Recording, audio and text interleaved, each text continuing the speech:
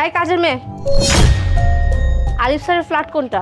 আপনি এভাবে কথা বলছেন কেন? একটা মানুষকে চেনেন না, জানেন না, তার সাথে তুই তুকারি করে কথা বলছেন, আবার কাজের মেয়ে বলছেন। এগুলো কি ধরনের অভ্যাস? দেখেছেন, একটা কাজের লোককে নাকি আমাদের ইজ্জত দিয়ে কথা বলতে হবে। সেটাই তো দেখছি। আচ্ছা ঠিক আছে, এখন বলো যে আলিফ স্যারের ফ্ল্যাট কোনটা? বলবো না। এই, তোর মনে হচ্ছে না তুই এখন একটু বেশি বাড়াবাড়ি করছিস? খুব বড় বড় কথা বলছিস।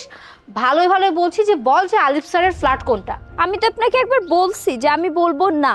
এই বেয়াদব কোথাকার, তুই জানিস আমরা কে? হ্যাঁ, আর আমরা কোন কোম্পানিতে জব করি? আমাদের যে স্যালারি আছে না, সেই স্যালারিতে তোকে মাসে 10 বার কিনতে পারবো। তুই এসেছিস আবার বড় বড় কথা বলতে। ও আচ্ছা, আপনারা অনেক বড় কোম্পানিতে জব করেন তাই না? তো শুনি তো, আপনারা কোন কোম্পানিতে জব করেন? ওকে মনে হয় আমাদের পরিচয় দিতে হবে এখন। হ্যাঁ, সেটাই দিচ্ছি। আমরা দূরবীন গ্রুপ অফ ইন্ডাস্ট্রিতে জব করি। এখন তুই ভালোই ভালো কথা না বাড়িয়ে বল যে আলিফ স্যারের ফ্ল্যাটটা কোনটা। ও আচ্ছা, তাই না? হ্যাঁ, আমি তো এই কোম্পানিটা চিনি।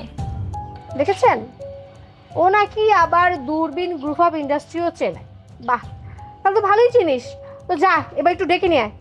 হ্যাঁ, ডাকতে পারি, কিন্তু একটা কন্ডিশন আছে। আপনারা যে এতক্ষণ আমার সাথে এত বাজে ব্যবহার করলেন, তার জন্য আপনাদের দুইজনকে হাত জোর করে আমার কাছে ক্ষমা চাইতে হবে। কি মানে, তোর মতো একটা ছোট লোক ফকিন্নি কাজের মেয়ের কাছে আমাদের দুজনকে হাত জোর করে ক্ষমা চাইতে হবে? এই এই হাত দেখেছিস? একটা থাপ্পড় মেরে না তোর গাল ফাটিয়ে দিব। আর আমাদের বস যদি জানতে পারে যে তুই আমাদের সাথে এই ধরনের ব্যবহার করছিস, তাহলে তোকে না এই বাড়ি থেকে না ঘাড় ধাক্কা দিয়ে বের করে দিবে। আচ্ছা, আপনার স্যার জানতে পারলে আমাকে বাড়ি থেকে ঘাট ধাক্কা দিয়ে বের করে দিবে? আচ্ছা ঠিক আছে, আপনার স্যারকেই তাহলে ডাকি, সে আসুক, দেখি কাকে ঘাট ধাক্কা দিয়ে বের করে। আচ্ছা, তার মানে তুই আমাদের বসকেও চিনিস? আসুক না, তারপরেই তো সবটা দেখা যাবে। আলিফ,